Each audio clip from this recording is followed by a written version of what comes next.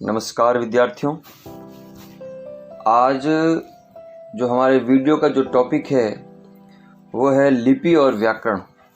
मैं बताना चाहूँगा कि इससे पहले भाषा का टॉपिक या भाषा का वीडियो मैंने बना लिया है, जिसकी लिंक इसी वीडियो के डिस्क्रिप्शन में मैंने दे दी है। आप में से हो सकता है किसी ने वो पहला भाषा वाला वीडियो नहीं देखा है, तो पहले भाषा वाला वीडियो देखें, उसके बाद व्याकरण और लिपि का देखें, ठीक है। और एक बात और, इस वीडियो की क्वालिटी अगर थोड़ी सी लो नज़र आ रही है तो आप जब इस वीडियो को टच करोगे तो ऊपर 3 डॉट आएंगे। उन 3 डॉट को जैसे ही क्लिक करोगे तो क्वालिटी आएगी, उस क्वालिटी को हाई कर देना, वीडियो भी साफ दिखाई देगा। चलिए अपन देखते हैं। भाषा तो हमने पढ़ ली, भाषा के बाद अपन पढ़ते हैं व्याकरण। क्या है व्याकरण? भाषा एक व्यवस्था है।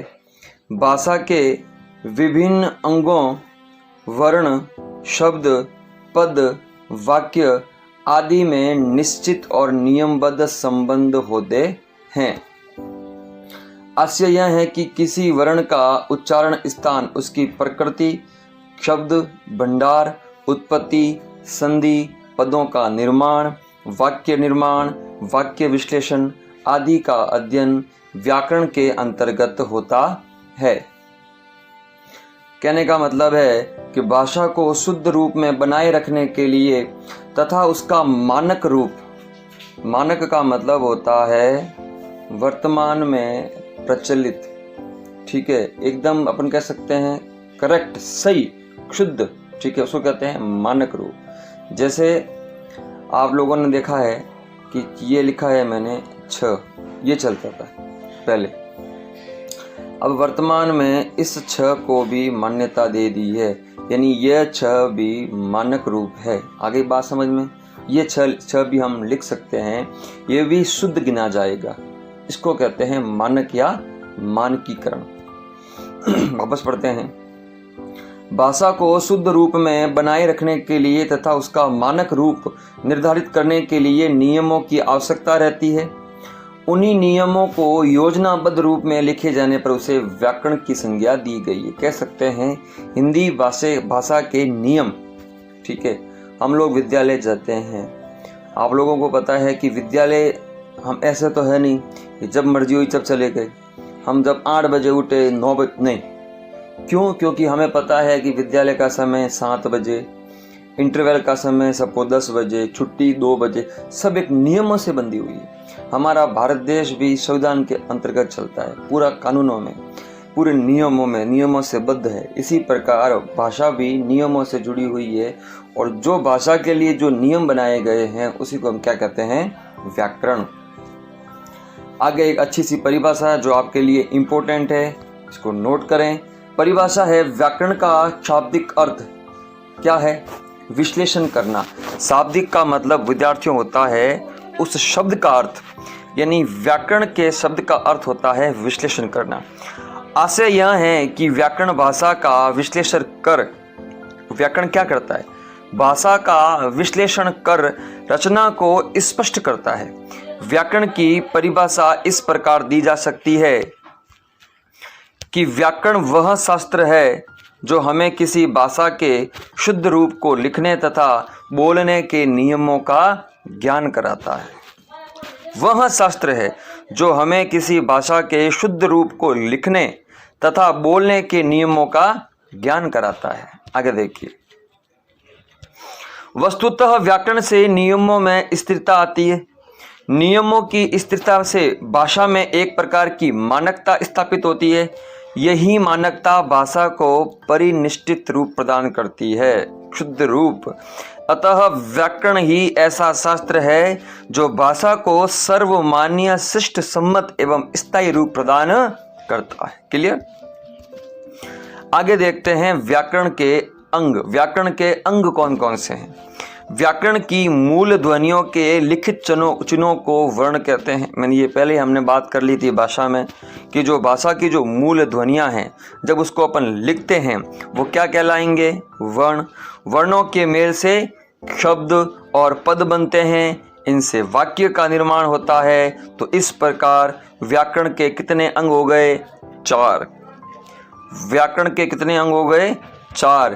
कौन कौन से हुए? सबसे पहले वर्ण विचार, ये मैंने भाषा में समझा दिया, वर्ण क्या होता है, शब्द क्या होता है ये भी समझा दिया, पद क्या होता है ये भी समझा दिया, और वाक्य विचार भी क्या होता है समझा दिया। तो कह सकते हैं भाषा के 4 अंग, वर्ण विचार, शब्द विचार, पद विचार और वाक्य विचार। नंबर 1 देखते हैं वर्ण विचार। इसके अंतर्गत वर्णों से संबंधित उनके आकार। ठीक है, आकार, आकार का मतलब वर्णों का निर्माण कैसे होता है। उच्चारण, वर्ण कहाँ कहाँ से उच्चारित होते हैं। सुना होगा आपने कि ये क, ख, ग ये कंठ है, अ ये कंठ है। ठीक है, इनका मतलब इनका उच्चारण कंठ से होता है। ठीक है, इसी प्रकार तालु से भी उच्चारित होते हैं, दंत से भी होते हैं। ठीक है, उच्चारण। वर्गीकरण, वर्गीकरण का मतलब इनको बांटना, बिल्कुल बांटे गए। आपको पता है सबसे पहले स्वर, फिर व्यंजन, व्यंजन में भी सबसे पहले कंठ, फिर तालु, फिर मूर्धन्य, फिर दंत, फिर ओष्ठ्य, बिल्कुल सबका वर्गीकरण किया हुआ है। फिर संयुक्ताक्षर है तथा इनके मेल से शब्द निर्माण प्रक्रिया का उल्लेख भी किया जाता है। आगे हैं शब्द विचार।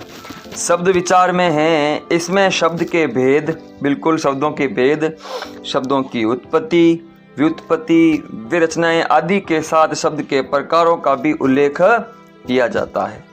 आगे हैं पद विचार। इसमें शब्द से पद निर्माण प्रक्रिया, पद के विविध रूपों का वर्णन होता है। क्लियर है, ये पहले बता रखा है।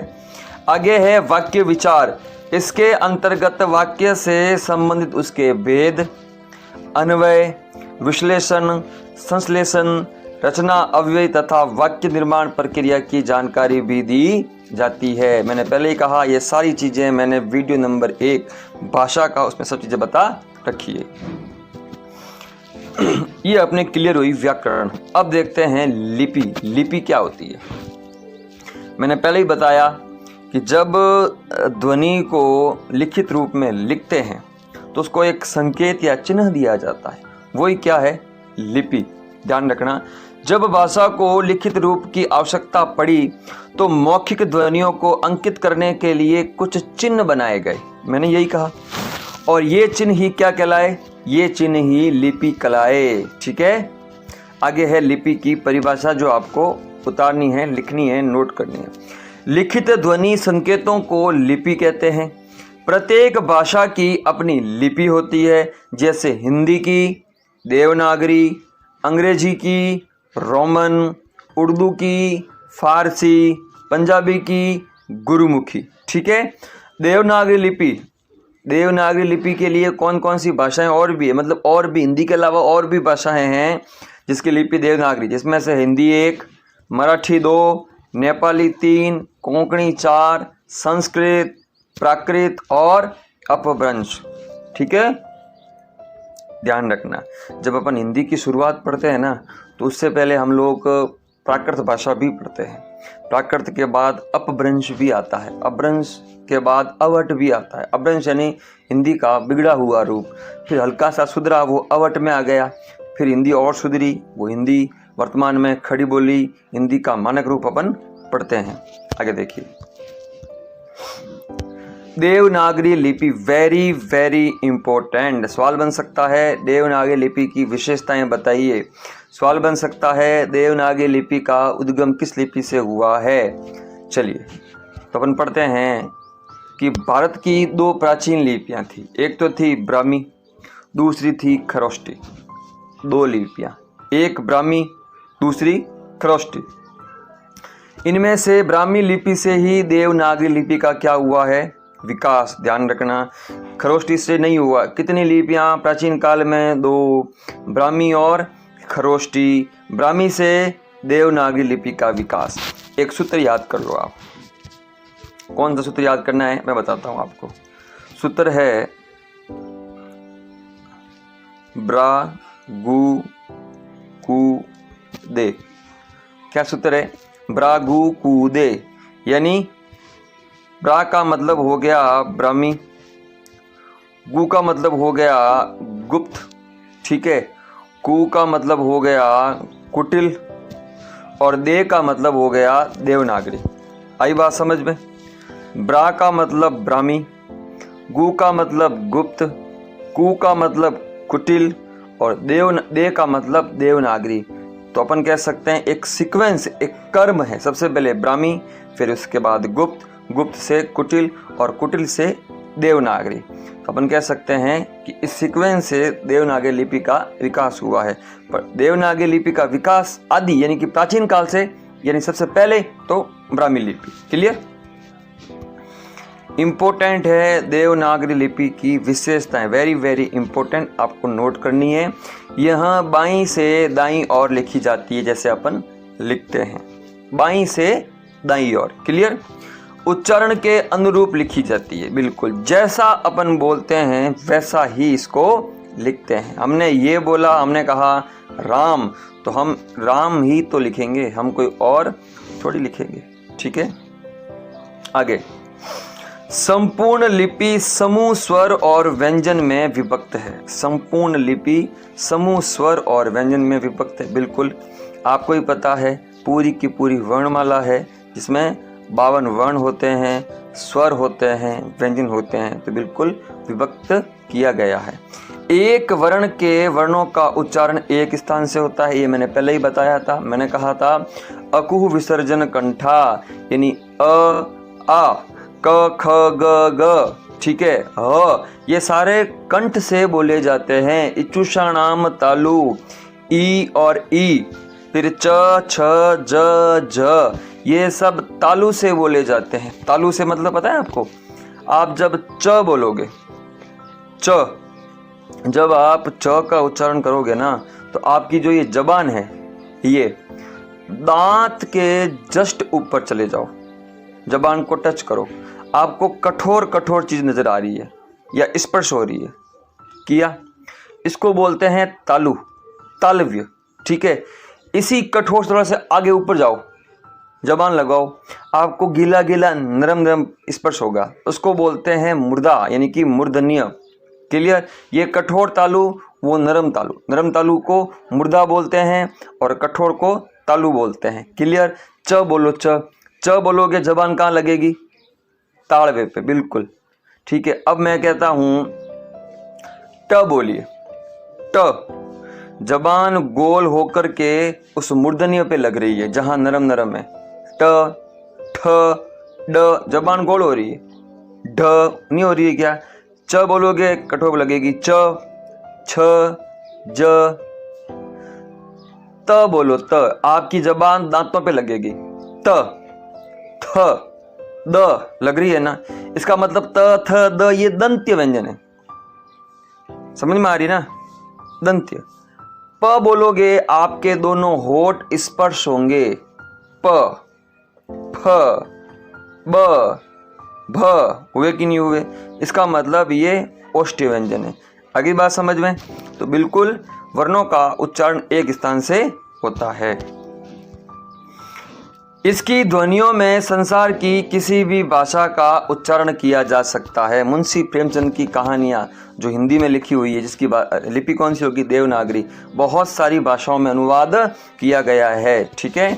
शिलारेख का प्रयोग होता है, वेरी वेरी इंपॉर्टेंट। शिलारेख का मतलब होता है शब्दों के ऊपर लाइन, शब्दों के ऊपर लाइन। तभी तो मैं कहता हूँ हिंदी जब भी लिखते हो, उत्तर जब भी लिखते हो, शब्दों के ऊपर लाइनें जरूर खींचा करो, नहीं खींचोगे तो उसके नंबर भी कट सकते हैं। स्पेशली बोर्ड वाले ध्यान रखें।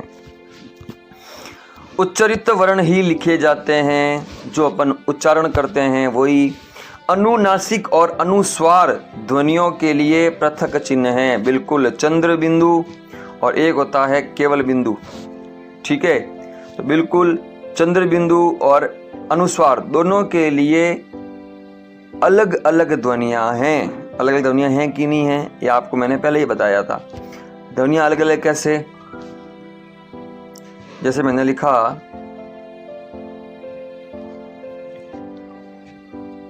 चांद, ठीक है, एक मैंने लिखा हस, एक मैंने लिखा हंस। आप देख लो, अलग अलग ध्वनियाँ हैं।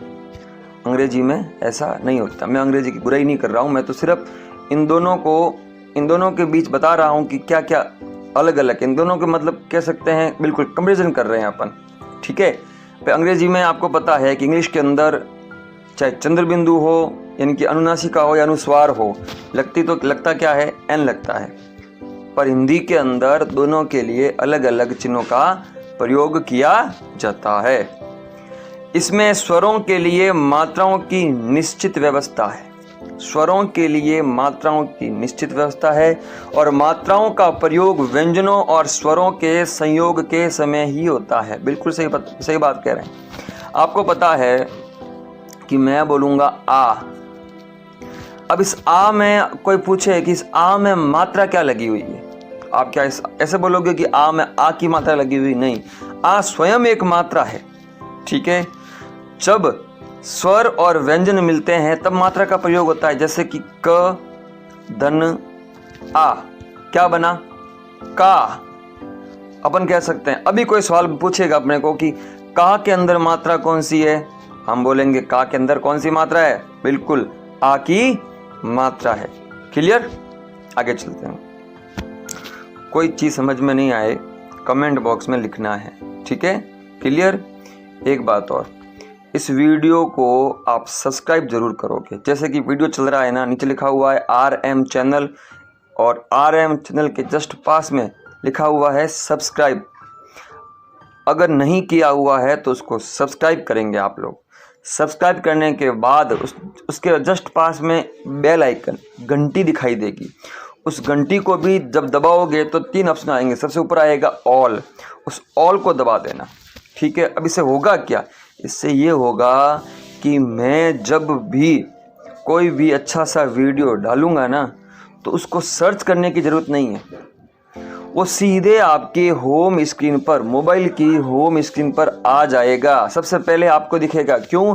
क्योंकि आपने चैनल को सब्सक्राइब किया है। आपके फ़ोन की होम स्क्रीन पे क्यों आया? क्यों? क्योंकि आपने बेल आइकन पर क्लिक करा है। समझ में आ रही है ना बात?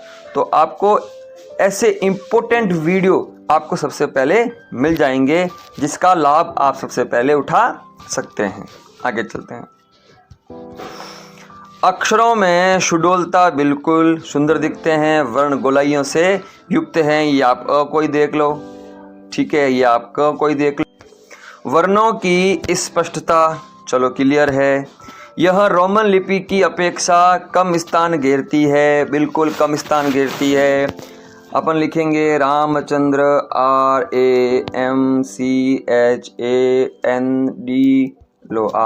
RAMCHANDRA। ये मैंने लिखा रामचंद्र। मैं पहले से कह रहा हूँ इंग्लिश की बुराई नहीं कर रहा हूँ, पर तुलना भी तो थोड़ी ज़रूरी है, वरना आपको समझ में कैसे आएगा। रामचंद्र के अक्षर गिनो आप, 1 2 3 4 5 6 7 8 9 और 10। हिंदी में लिखते हैं रामचंद्र, 1 2 3 4। कहाँ 4 अक्षर, कहाँ 10 अक्षर। समय की भी बचत होती है, अक्षर भी कम लिखने पड़ते हैं। आई बात समझ में? तो रोमन लिपि की अपेक्षा कम स्थान घेरती है। वर्ण विभाजन में वैज्ञानिकता, बिल्कुल वैज्ञानिकता है। सबसे पहले स्वर, फिर व्यंजन, व्यंजन में भी सबसे पहले कंठ, फिर तालु, उसके बाद मूर्धन्य, फिर दंत्य, फिर उपोष्ठ, फिर अंतस्थ, फिर ऊष्म, उसके बाद ये संयुक्ताक्षर। तो कहने का मतलब है सबका नियमों से बंधे हुए, सब में वैज्ञानिकता है, स्पष्टता है। ये आपके तीनों ही टॉपिक क्लियर, भाषा, व्याकरण और लिपि। कुछ सवाल है। सबसे पहले सवाल है वस्तुनिष्ठ अबसदवाड़े, जिसके उत्तर आपको कमेंट बॉक्स में लिखने हैं, मैं नहीं बताऊंगा। कमेंट बॉक्स में इसके उत्तर लिखने हैं, मैं देखूंगा कि किसने किसने उत्तर सही लिखे हैं। सवाल नंबर 1 है, विचारों को अभिव्यक्त करने का माध्यम, संकेत, भाषा, शब्द या ध्वनि। कमेंट बॉक्स में उत्तर लिखना। सवाल नंबर 2 है, मौखिक भाषा की विशेषता है, स्वाभाविक होती है, वाक्य छोटे छोटे होते हैं, परिवर्तनशील होते हैं, उपयुक्त सभी। कमेंट बॉक्स में लिखना।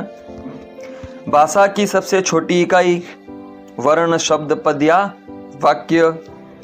भाषा के मौखिक रूप में प्रयोग होता है केवल ध्वनि का, वाक्य विन्यासों का, संकेतों का, शाब्दिक उच्चारण का।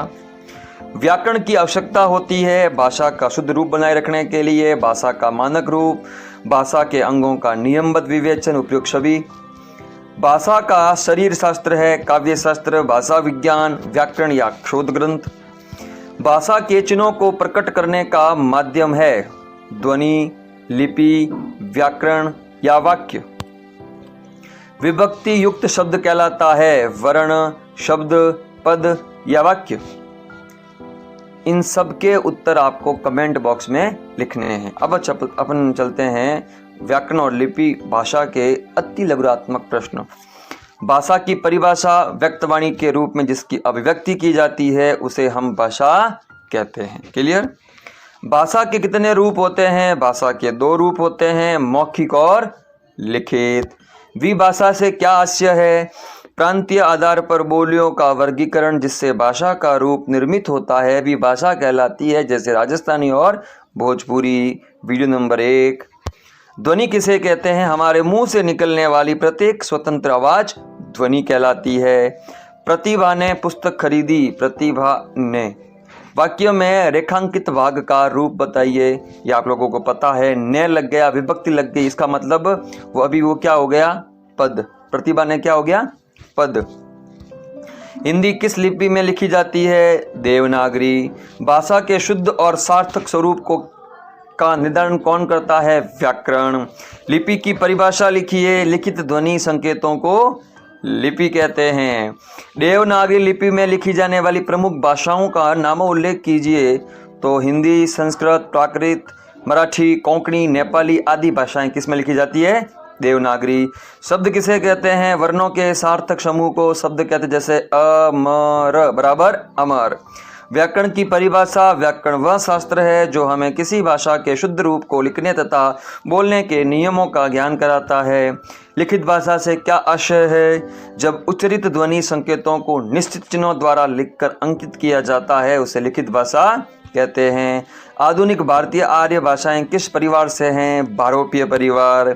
देवनागरी लिपि में मात्राओं का प्रयोग कब होता है? तो स्वरों और व्यंजनों के संयोग के समय देवनागरी लिपि में मात्राओं का प्रयोग होता है। भाषा विकास का प्रमुख साधन क्या है? तो भाषा विकास का प्रमुख साधन है लिपि। भारत की प्राचीन लिपियां कौन सी थी? भारत की प्राचीन लिपियां ब्राह्मी और खरोष्टी थी। व्याकरण के अंतर्गत किन विषयों का अध्ययन होता है? तो आपको पता ही है, शब्द है, वर्ण है, पद है, वाक्य है आदि।